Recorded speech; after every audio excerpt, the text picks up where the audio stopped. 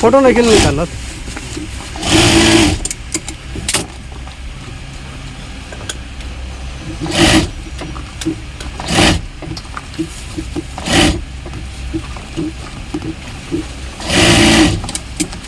हम यही लायल बानी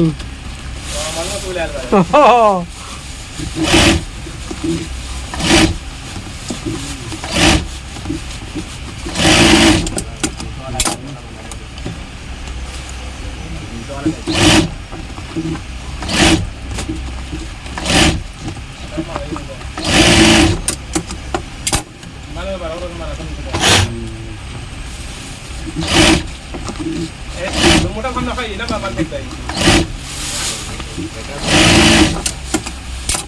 ये खाना साइड पर ले आई खाना